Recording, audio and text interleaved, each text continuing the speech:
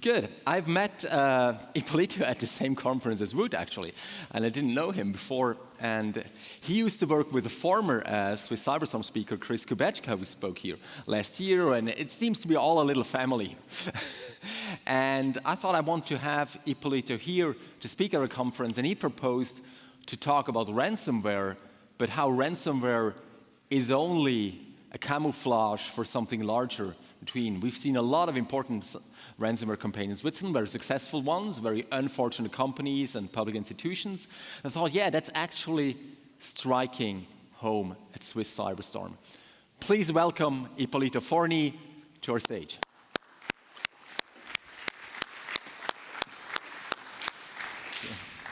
Hello, guten Morgen, bonjour, buongiorno everyone. It's a pleasure and honor to be here at Swiss Cyberstorm. Today we're going to be talking about ransomware Smokescreen for nation-state sponsor operations. And don't worry if the title is a bit cryptic in itself, because we're going to focus on the first slide just to explain what the title is about. So just a quick agenda. We're going to go through a very quick tactics overview about ransomware history. I'm not going to bore you with that. I know that all of you are really familiar, but it's just going to set up the stage to then talk about specific unusual ransomware campaigns. Out of these unusual ransomware campaigns, we're going to identify and describe the ransomware as Smokescreen, MO, modus operandi. Then we're going to talk about the challenges for law enforcement and national NCSCs. And we're also going to talk about what this means for your organization. So first off, again, this is not just your average ransomware presentation. I'm not just going to talk about ransomware in general. I'm going to talk about a very, very specific hypothesis that I started working on at the end of 2020. And as it kind of developed, eventually started getting some evidence, and finally the hypothesis got validated multiple times over.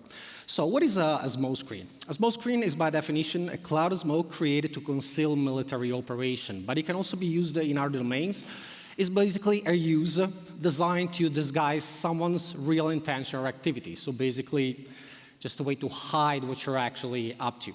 What is ransomware Smokescreen? Ransomware Smokescreen is a standard operating procedure describing cyber criminal gangs, so we're talking about private, small criminal gangs, cooperating with nation states to target victims in order to steal data of value for the nation state sponsoring the operation, hiding the attribution of the nation state, and the actual goal, which is primarily espionage and sabotage, aka disruption, as being the actual motive behind the operation, while hiding all of it behind the attribution of the cyber criminal gang and the financial motives. So what we're talking about here is basically cyber criminal gangs teaming up with governments to do operations so that the victim will just think that they're being targeted by a criminal entity trying to make some money, trying to get a ransom, while in reality espionage is taking place or even sabotage. A very quick overview of ransomware history. I'm going to fly really fast over here. Ransomware kind of started with an opportunistic approach. Those were the days of CryptoLocker. Basically, ransomware actors back then would try to affect as many machines as possible. It didn't really matter to them who the machine belonged to or what kind of data was sitting on it. They were just hoping that by encrypting as many machines as possible, eventually somebody would end up paying. Very inefficient business model from the ransomware perspective, but that was just kind of the beginning of the era. 2017, WannaCry, everybody will remember that. It kind of started at the very beginning. It seemed like it was a targeted attack against the NHS in the UK, but then actually it turns out it was affecting around 150 countries. Reason behind that, there was a warm ransomware, so it had self-propagating capabilities. So once it was released into the wild, it just started basically targeting all the machines that were vulnerable to specific 0 days. So that was quite a disaster back then. Modus operandi started changing and it started evolving. That's when we started seeing the ransomware as a service. Ransomware as a service basically is a model where the threat actors focusing on developing the muscle or ransomware while not doing the operation. The operation itself is then executed by the affiliates. And in this case, the affiliates do not have to worry about having coding capabilities. They're not going to have to develop their own ransomware because they're just going to get it off the shelf. This turned out to be a very efficient model, and basically what I ended up doing is that threat actors and affiliates will then split the ransom. And the system that they actually created was, again, very efficient, incentivizing successful ransomware actors while getting rid of the ransomware actors that were not bringing in any ransom. Then we started to see big game hunting. So in this case, rather than being opportunistic and trying to target as many targets as possible, ransomware threat actors started to identify one main target, or a high payout target, and targeted that one organization by basically encrypting crown jewels and making business continuity impossible for that organization. This is what led up to the multi-million dollars ransom value that we started seeing since then. Then we started seeing double extortion. That was basically when, in addition to encryption, in order to, as a further leverage in the extortion mechanism, they started leaking the data or threatening to leak the data online, because in some cases, victims would actually have a proper restore policy or backup processes in place, so they will be able to restore the data. And in that case, the threat actor needed additional incentive to make the victim pay. Then we start seeing also double, triple, quadruple extortion with consistent, again, in additional extortion, like leverages in order to kind of monetize in case the victim was refusing to pay. That consisted in denial of service. That consisted in the threat of reporting the breach to government authorities, because that would actually bring about fines. Keep in mind, in many cases, this is still happening in organizations, particularly the small ones. They are hiding the fact that they're being attacked, in many cases, up until it becomes obvious because their data is being leaked online. And obviously, ransomware threat actors know that, so they were monetizing off of that, saying, hey, if you don't pay us, we're going to report you to the authorities. You're going to end up paying multi-million-dollar fines. Our ransom is actually much less than that, so you're better off paying. In some cases, they even went after the customers of the organization themselves if the organization was refusing to pay. And now we get to the unusual ransomware campaign, and in a moment we're going to see what's unusual about it. There was a 2017 NotPetya variant attack in Ukraine, the 2017 Hermes variant, 2018 MBR killer, Thanos variant, Evil Quest in 2020, and we're going to see specifically what is unusual about it. So for the 2017 NotPetya variant, now there was a ransomware called Petya, but this was like a kind of a different variant that took place, and it basically targeted primarily financial institutions in Ukraine and the energy grid. That caused kind of quite some lasting disruption to Ukraine, and obviously we got to put that into context. This was after the invasion of Crimea of 2014, but way before what we saw last February. But again, this was within a context of hybrid warfare. And in this specific context, we have to see that the attack actually took place basically on the day of national independence. So it seems that ultimately, because there was actually no unique identifier for the ransomware actor to recognize the victim, this is like a very basic, fundamental part of creating ransomware campaigns. You want to know who your victim is so you can get the right payout from the right victim. This was lacking, which is really strange. It will be extremely sloppy for a threat actor to go through an entire operation and then forget the one fundamental thing that is going to get him paid. And it turns out the monetization was not really the target. Disruption and embarrassment of the Ukrainian government was the target, and that was the final conclusion of the security services of the Ukraine. 2017 Hermes variant, in this case, what we found that there was no ransom note. Now, really strange. That's the primary goal of a ransomware group, is to make money. Again, why would you go through all this trouble and then forget the most vital part, the ransom note? In this case, in this specific case, actually, the ransomware was targeting only some part of the organization, which was a bank. And while part of the network was being targeted by this ransomware, actually the threat actors were exploiting certain vulnerability of the SWIFT platform. They managed to get into the SWIFT platform, and they managed to exfiltrate $81 million. So basically, in this case, ransom was more of a diversion rather than the ultimate goal. MBR killer, similar situation. In this case, I was a ransomware that was targeting the master boot record. This is weird. Why is it weird? As a ransomware actor, you want your victim to know that they got hacked, that they got encrypted, and you want your victim to be able to read and know that it's going to say how to get in touch with you or how to pay you, or basically your contact details.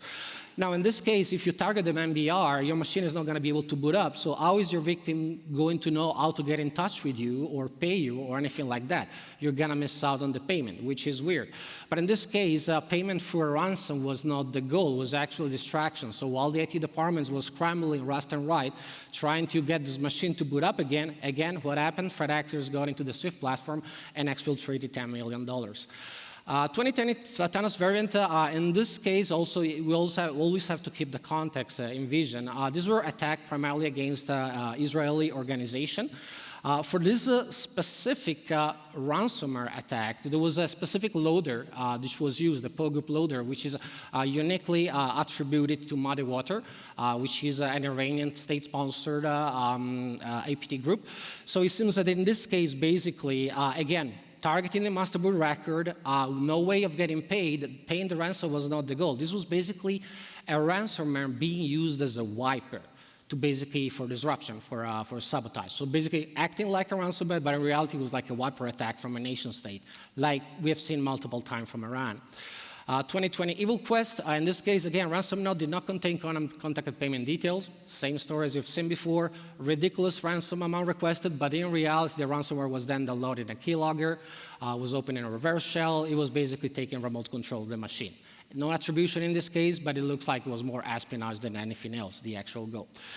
So what is the whole point of ransomware as Smokescreen? As I started this hypothesis, as I was working on it in the end of 2020, early 21, I kind of put myself in the shoes of ransomware threat actors. And there was something really strange that I noticed, which was, there was, for example, certain groups, but primarily Ryuk, which was, as being a very successful threat actors, they somehow never seemed to leak the data, monetize it, or sell it online. They had a huge list of victims, so basically they were sitting on a gold mine of data, and they were not monetizing it, which for a ransomware group makes no sense. Again, we're talking about cyber criminals trying to make money, to buy their Ferrari or whatever they want to do with it, but money is their goal. Why would they not monetize and make use of their data? Well, maybe they are, and that's what I thought. You know, if I was a ransomware threat actor, what I would do, rather than doing an operation, getting the data, and possibly not getting paid for the ransom and sitting on this data, I would be at a loss at that point, because every cyber operation has a cost, as an investment, buying the access, buying the people that are going to work with you. So in that case, there has to be some kind of backup plan for the threat actors in order to monetize. And it wouldn't really make sense to do it afterwards, because now you're sitting on this pile of data, but you're trying to sell it, so you're at a disadvantage. Maybe you're shopping left and right.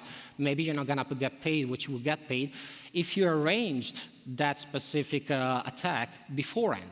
And maybe the arrangement could be done with a third party, maybe a third party who's already interested in that data. So then you can do your ransomware attack, and even if the victim doesn't pay, you still got your third party to give the data to, who's going to give you something in return. And this is how the whole hypothesis started.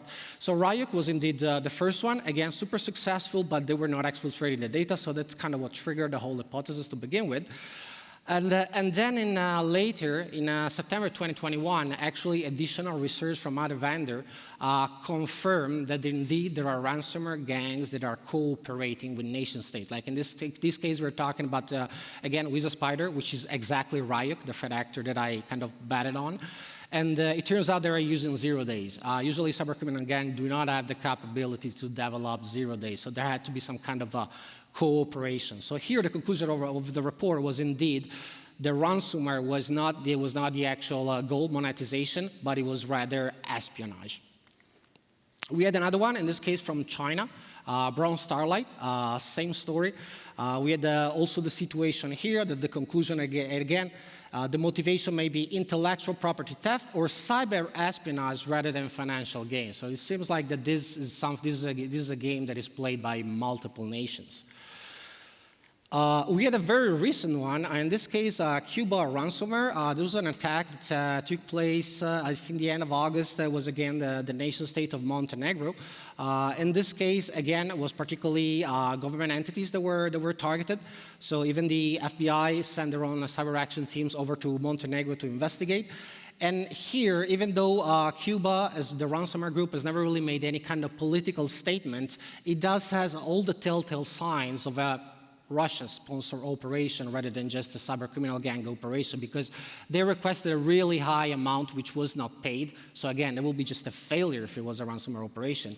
But indeed, if it was espionage of sabotage, they targeted 10 government entities of a country which, if you put everything into context, is basically sitting next to one of the allies of Russia, which is Serbia. So everything starts to make more sense. Cuba ransomware, by the way, 3 days ago, the CERT of Ukraine has just released a notice that it seems that Cuba ransomware is currently targeted at Ukrainian government entities. So while we don't really have many details as of yet, it seems the same thing. Again, it seems that Kremlin is using Cuban ransomware in this case to target Ukraine via the Smokescreen, by having a Smokescreen. And we're going to see the reason why nation states will want to do that. Ransomware Smokescreen is the ultimate false flag enabler. So basically, we're all talking about the possibility of hiding within the sea of ransomware threat actors that are currently operating out there. Every nation state could just pretend to be a new cybercriminal gang, pretending to do financially motivated operation, or in reality they're doing espionage and sabotage. So there's also the thing about the renaming that we do see a lot.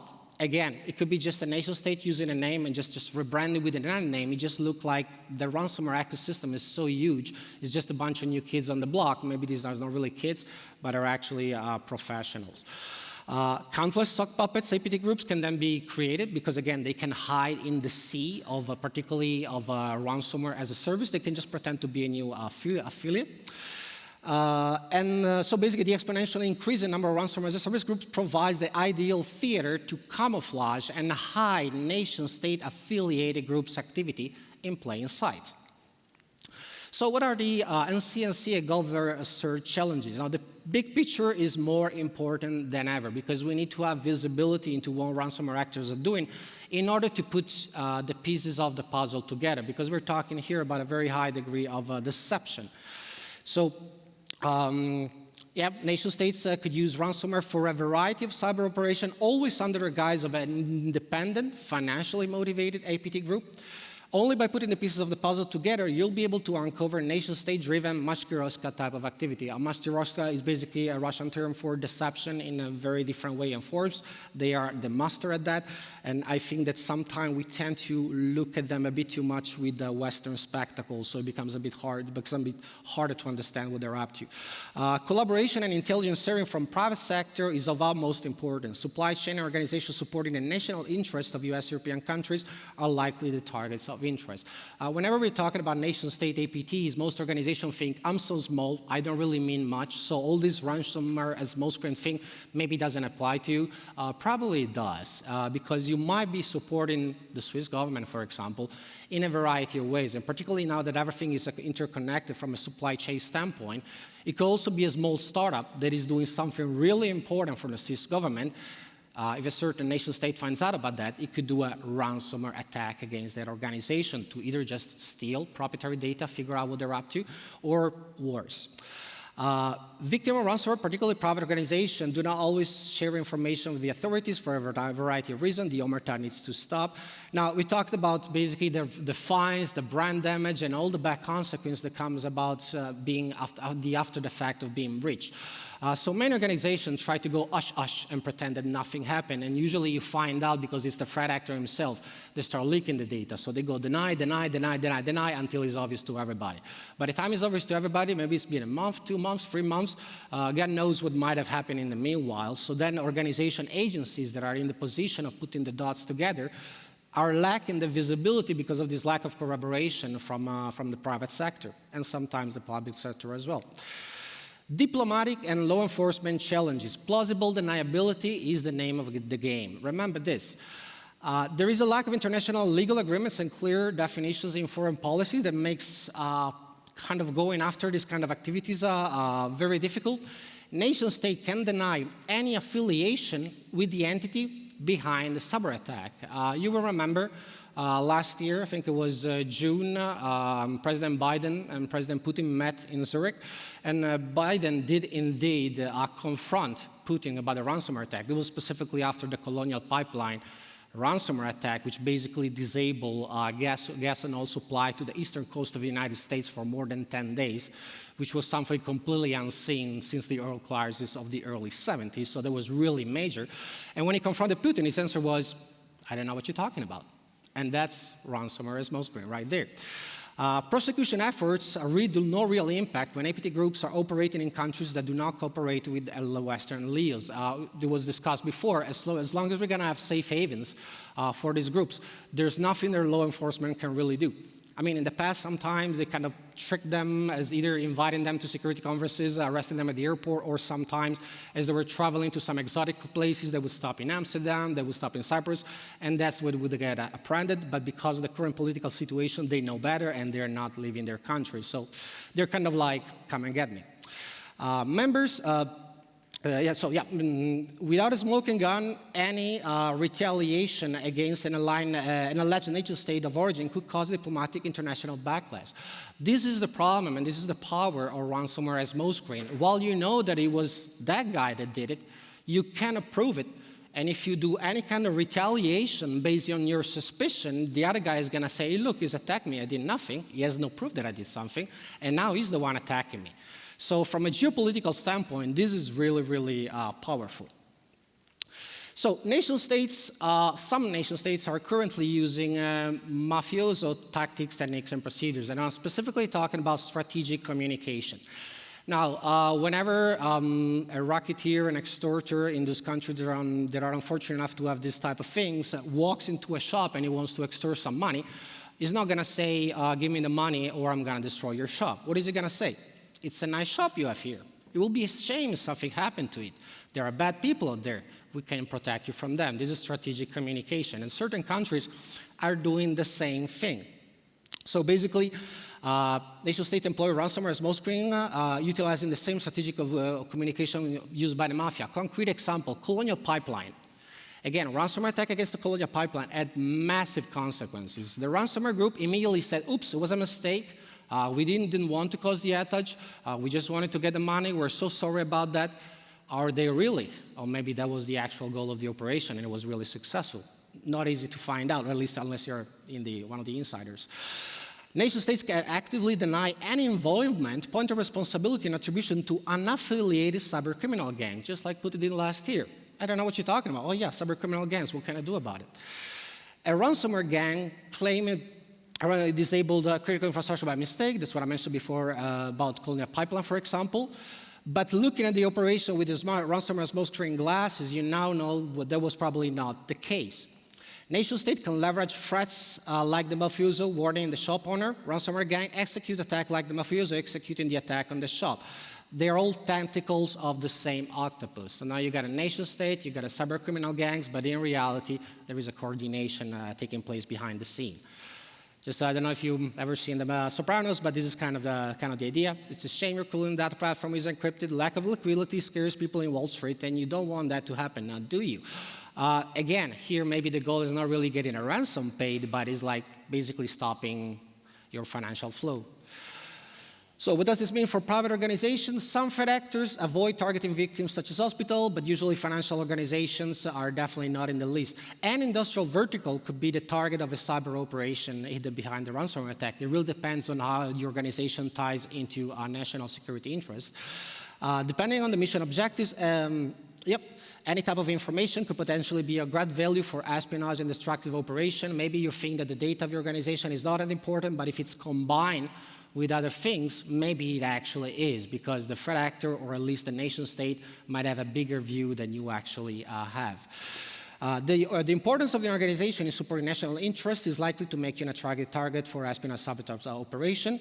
Once the mission objective of the nation states are achieved, you will be still at the mercy of the cyber criminal gang. So even though the actual primary goal was maybe espionage, just filtering the data, once the nation state got its data, you're still at the mercy of the cyber criminal gang that can do pretty much what they want with you. Paying the ransom, so you're going to pay what? Just a few words, there are sanctions out there. Ransomware groups, certain ransomware groups are currently being sanctioned both by the US and by the EU, which means that paying a ransom to them is a violation of the sanction. This is something that ransomware threat actors are kind of working on really easily just by rebranding, so it has very limited effect in my opinion. And finally, boring part, but it's still something that is not done properly. These are more generic anti-ransomware best practices. Disaster recovery process, drills are really important. So having a nice policy written somewhere is not really going to make you safe up until you test it. And you don't want to find out that your disaster recovery process is faulty after the fact, because obviously then it's too late. Backup physically disconnected from the corporate network. Strict vulnerability management process in place. This sounds super basic, but it's really not. And we also seen with previous presentation how hard it is to have actually a proper vulnerability management process. But vulnerabilities are still very used to basically as an entry point. User community, provided user community with security awareness training, this can really make the difference. Sometimes the last line of defense is indeed between the chair and the keyboard, and I have seen in previous organizations I worked at a really massive impact done by this security awareness training. Implement security controls. If you have to choose between insurance policy and increase your security posture, go for the second option. Nothing against insurance policies, but insurance policies against ransomware have been abused for quite a few years. And now it's kind of finishing because the insurance companies themselves are putting an end to it. Basically, companies would just buy a policy and not increase the security posture. Why should I fund the SOC? Why should I have a threat intel operation when I can just buy the policy? They're going to pay the ransom anyway. That's the wrong way of thinking. And just to kind of cyber threat intelligence. I didn't mention it. I work for a cyber threat intelligence vendor called Eclectic IQ. I'm a senior CTI analyst myself and a threat intelligence consultant. And I help organization operational intelligence needs. And what I can say is that having the understanding of the enemy and the understanding of yourself, like Sun Tzu said 2,200 years ago, is what likely to make you successful. So your cybersecurity operations should be driven by intelligence. They have to be tailored to your specific threat landscape. So what matters to you? And intelligence-driven security, and basically don't rush the postmortem. Fully cooperate with law enforcement right after you find out that there is a breach taking place. Your organization could still be attacked, as we mentioned before, even if it's not a big organization. And if you decide to pay the ransom, make sure law enforcement and other possible agencies are informed. Thank you, everybody.